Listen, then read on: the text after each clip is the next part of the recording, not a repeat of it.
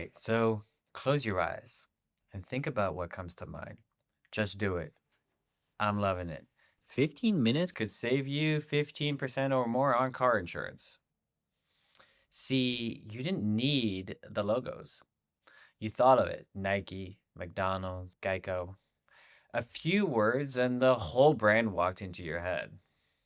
And that's a little hint of what voice can do. The slogan starts there, but the personality extends much further. Nike sounds like an encouraging coach, right? That's like daring for you to go further. McDonald's sounds friendly, happy, and easy, basically like a good mood.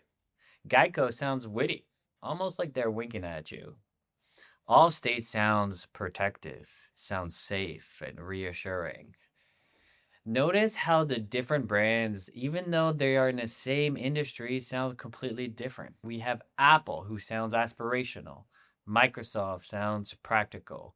Those are the same category, sometimes nearly the same product, but the brands have entirely different voices. Voice is the sound of the brand's character, and every strong brand has committed to one specific character. A clear voice teaches the customer how to talk about you when you're not in the room. And if your language is consistent and clear, they'll repeat it. They can't help it. So you're essentially training your customers to use your voice. And that's what we're going to talk about today. This is episode 7, The Brand Voice. If you do not build your voice on purpose, it will get built anyway. So you can't avoid it. It gets built by committee, by interns, agencies, and by the loudest person in the room. And this can turn into a leaking bucket that your brand never really sees. Voice has a lot of power. So, I'm John Luke. Welcome to Positioning to Win. There are two types of brands, the ones that accept their position in the market and the ones that challenge it. And this show is for the challengers and for the founders and CMOs who are responsible for making that happen. Anne Handley, in her book, Everybody Writes, makes a sharp point about a brand voice.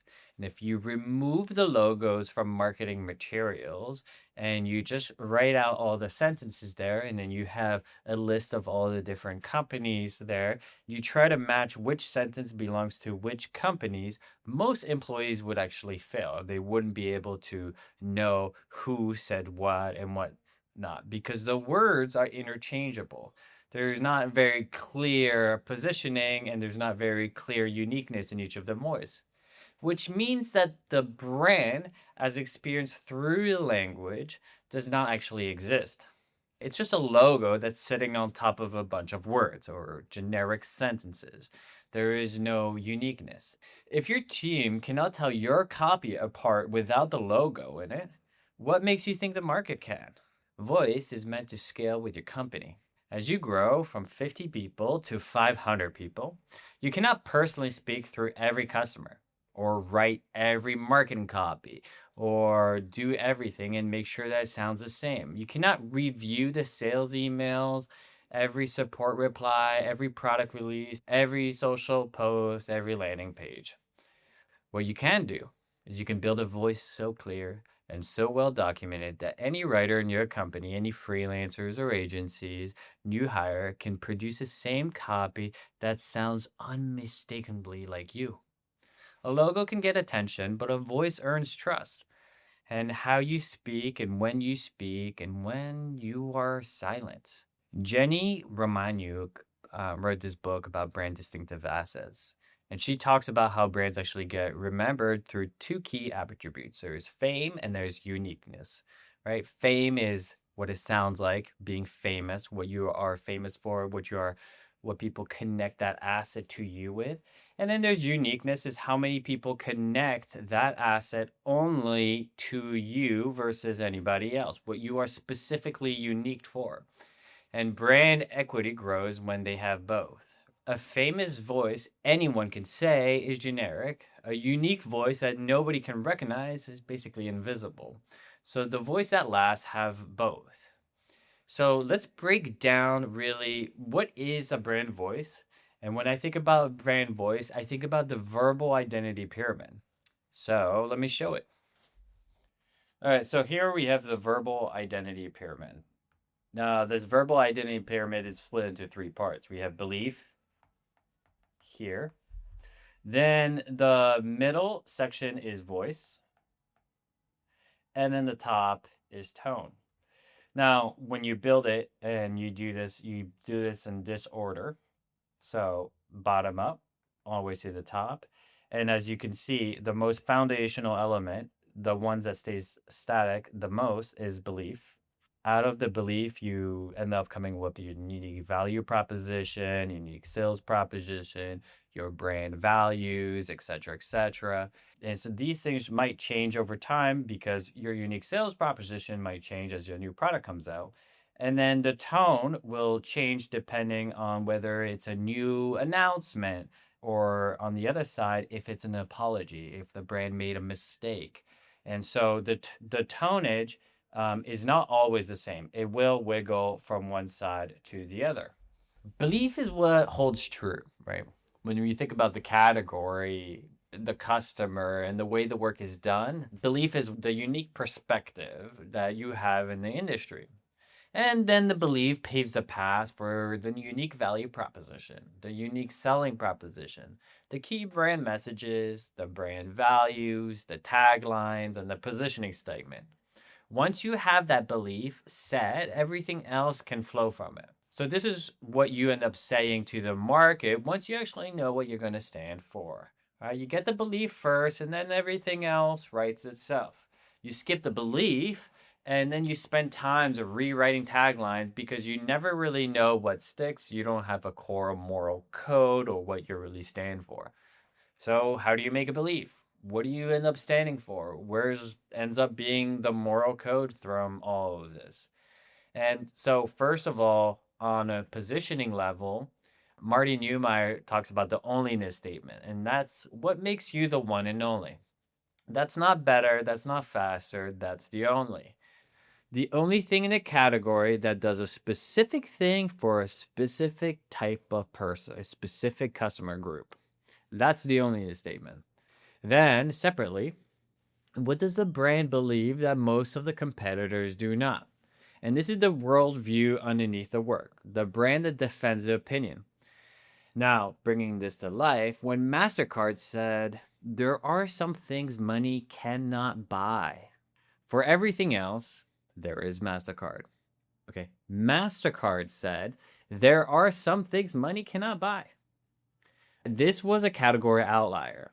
A financial company saying there's some things that money cannot buy is a belief mode, one that stands out. An easy way to think about being a category outlier is to think about what the category is often saying, and then seek to basically say the opposite. Then another layer of question is, who is the enemy? People can rally much faster around a common enemy than they can among a common hero. An enemy can really bring on traction. And an enemy does not necessarily need to be a person, it can be a convention, a way of thinking, a category norm, a status quo that the brand really refuses to accept. And the voice gets sharper when it knows what it's standing up for and what it's standing up against. Apple really had a quiet war against the corporate IT culture. Patagonia is fighting against fast fashion and disposable consumerism. And Liquid Death made their enemy obvious by saying death to plastic. Each of these enemies is chosen on purpose, and they end up bringing the voice to life. And it makes the brand feel more human because they refuse to be like everybody else. And if you can answer those three questions, you have a decent belief system. So, and if you can't, the slogan is only going to be temporarily and it's not going to save you. So, the next layer of the brand pyramid is the middle, which is the voice, the consistent posture that the brand carries when it speaks. A voice is the belief said out loud. And this is the part that brand customers recognize across the launch, announcements, support emails, and the voice is really what gets remembered. When we do this with clients, we build a manifesto, a worldview. We build a document that takes the belief and turns it into a language that the company can run. with some principles and some core messaging pillars, and a document that says, instead of saying this, say that.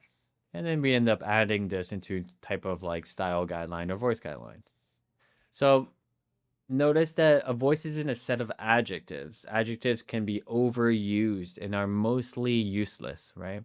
Every brand thinks they are authoritative. So if people are making a brand document that says, oh, here's our voice and we are authoritative, it's like, okay, well, show me what authoritative actually sounds like in a customer service email, in a pricing page, in a social media post. Show me the flat version and then apply that voice to it and show the reason for the change. This is how you build a voice system. People understand those examples bring it to life, and they will understand the logic behind it. Here are some examples so that you could see this, before. So before the voice, streamline team communication and boost productivity with collaborative messaging platform. After, where work happens. Yep, that's it. That's Slack. And let's try another one. Book unique accommodations from host in destination all across the world. After, belong anywhere. That's Airbnb. And let's do one more. We offer premium athletic footwear and apparel that empowers athletes to reach their full potential. After, just do it. I'm providing you examples and showing this to you through tagline uses, but this gets distributed through all of the touch points. A flat version is not wrong, but they're overly wordy and they're trying hard to prove themselves. They are interchangeable with every competitor. And the rewrites do something that the flat versions don't, right? They sound like a person that decided what to say. A person with a voice, with a message, and a person that's worth listening to that has a point of view. And when you hear the difference, you really can't ignore it. And branding has that power. All right. Another key voice element is not what you choose to say, but really what the opposite, what you choose not to say, the forbidden list. The words that the brands will never use, sentences, patterns that'll never get published. You have the repel list of who you're not trying to appeal. The reader should bounce from the homepage if you cannot name them. When you've done the ICP work from the episode, these phases become much easier. Voice is not an adjective, it's really a set of decisions. Then there's the last layer on the top of the pyramid, and this is the tone. This is when the voice gets applied through context, when things are intentionally designed to change. So thinking about mood, there are right words at the wrong time, and tone is here to help solve that.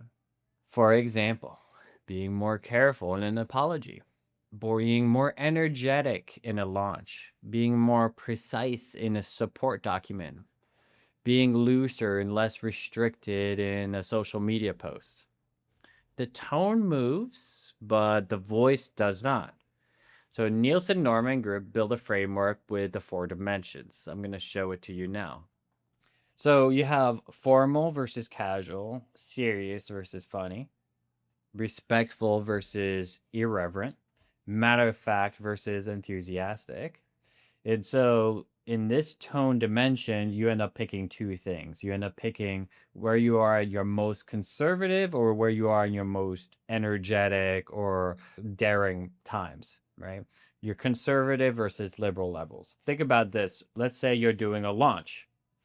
A launch, you might have the conversation being a lot more casual, but if it's an apology, it might become more formal. So maybe you have formal here, and then when you have a launch, you are way more casual. And so your tone of voice exists in this range. Then maybe when you are doing an apology, you are not completely serious or completely funny. You're just a tad more, you're somewhere in the middle. And then, maybe your brand is absolutely hilarious, like Doritos. and you kind of live here in this middle. So this is essentially how the tone dimension works. Essentially, you put two dots and you show your constraints on what is your tone range through the different mood. See, a brand can choose to be funny in one moment and then serious in the next, which is often the case, right? You don't always want to be funny. There's a right time for the right thing. And they still have a strong voice altogether. Most brands argue about the top problem on the top of the pyramid, and they fight over whether the sentence is too casual or too irreverent, and they never ask about the belief that is underneath it, and if that belief is even real and if it's showing up. If the foundation is missing, the amount of tone tunage is a distraction and it's not going to save the voice or the whole verbal identity pyramid, right? We got to start from the bottom up. People get distracted by the things that are more variable because really they're more fun and it produces more variety. It's a bit more stimulating. But the most important part that people forget is the belief. So that's why you should build from the bottom up. Belief first, voice second, tone last, and anyone who starts at the top, picking the adjectives and plotting sliders, is missing the point of what's actually remembered. Belief is the most characteristics for leadership. Now, bringing this into leadership, strong brands, voices empowers leaders and empowers brands. If you say, I have the best cookie in America, nobody will believe you because you say you have the best cookie in America, everybody says you have the best cookie in America. What makes your cookie the best? But if you say I have America's favorite cookie, well then, if you have America's favorite cookie, then your cookie must be the best, right? And that's Oreos. One sentence brags, and the other sentence establishes itself that you're the leader, not by showing credentials or by proving itself, but just showing by who the followers are, who they've been chosen by. Because a leader is not a leader without any followers. So the strongest leaders do not beg to be believed. They show the room that they're already moving in a direction and they already have followers. So sentences to avoid is best. Best is weak. Anyone can use it. Rather than most trusted, most used, favorite, chosen by, built for, each of those carries proof inside of it that words like best or better can't. Confident brands tend to use fewer adjectives, and weak brands stack up the adjectives and more descriptions because the idea underneath is not really clear enough. Mostly because the belief is not there. Mailchimp has 5 postures in their thing. They are plain spoken, they are genuine, translator, familiar, funny, but not silly. And those aren't adjectives that describes a personality, they are really commitments to the brand voice. Now, Katie Kafer Lee, who was responsible for Mailchimp's guidelines, wrote a book called Nicely Said, and one of the most practical guides you can read for brand voice out there. And what Mailchimp figured out before almost anyone else did is that voice is really an engineering problem. You have to write down, give examples, and give it when things are used, and then train people on it. You use examples and to bring everything to life. So they really built a strong brand because of this. And years later, Mailchimp was acquired for $12 billion, which is almost impossible to do with just a software alone. And so the voice brand was a core reason why the value was so high. So a lot of marketing professionals, when they work on the voice, they'll end up brainstorming together and maybe they end up writing something like friendly but professional. And it gets added to a slide and it gets emailed to the team. And then nothing changes. 6 months later, the marketing team is still writing like they always have. And the voice doesn't really exist in practice. It just exists in this document inside of PowerPoint that people don't really open very much. Now, you can discover a voice or you can create one. Discovery is when the brand already has a voice in the room, it's inside the founder's head or in the customer's mind. and the way the team actually talks. And this is sometimes it's a language that the customers can already repeat back. And then, so the job here is to surface what actually exists and to sharpen it, to consolidate it before it fragments. So you do this by asking good questions, you collect real sentences, find out what the patterns are, and kind of merge it. Then there's a second phase, which is creation. Creation is when the category itself is the problem, when you're lacking positioning, where every competitor sounds the same or sounds like you, and every brand reaches the same 5 adjectives. In that case, voice is really a positioning move.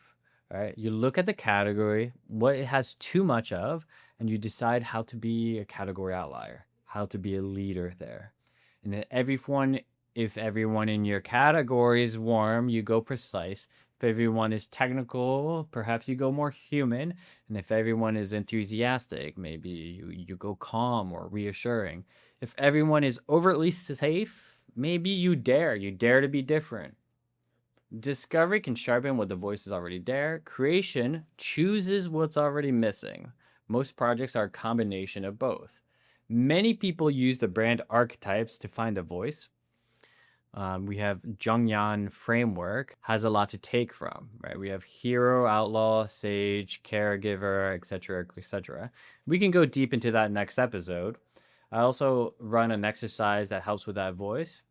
It sounds playful, but it pulls values out of the founder's head that no direct questions can reach. Right? The trick is to push past the first answer.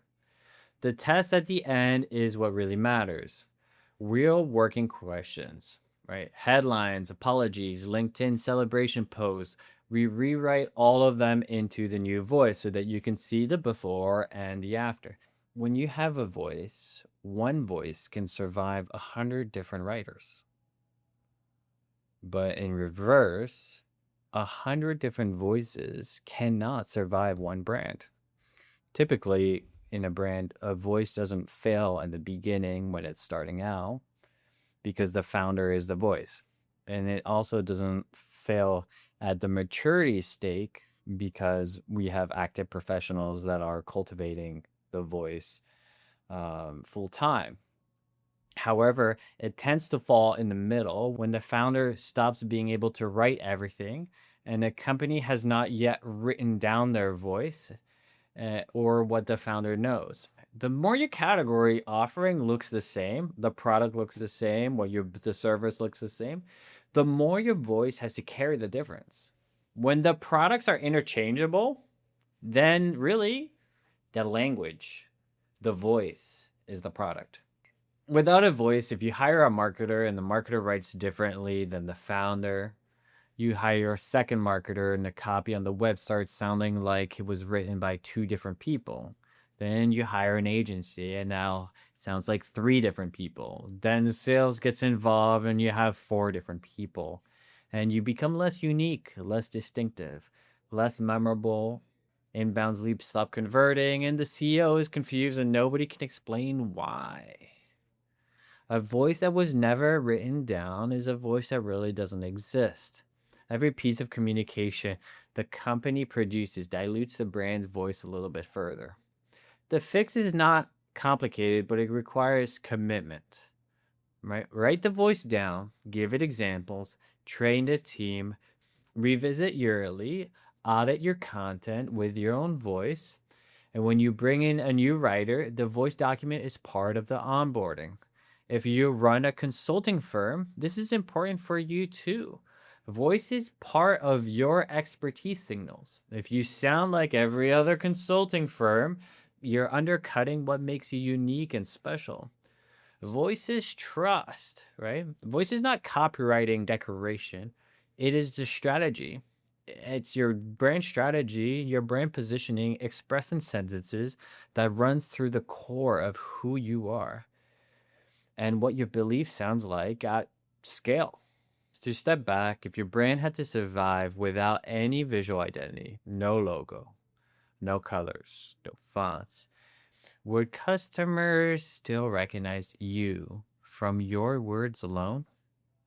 Voice is one of the highest leverage investments you can make right now. It builds faster than advertising. It costs less than a rebrand. It's the one branding asset that scales perfectly with headcount. So, the next episode, we're going to go underneath the voice and the character that drives it. Humans have recognized the characters across every culture. The strongest brands have quietly committed to one of these characters. The 12 brand archetypes. Our studio launched the brandarchetypes.com, so we'll love jumping into this. We'll talk about Nike as a hero, Harley as an outlaw. Thanks for listening, and we'll talk soon.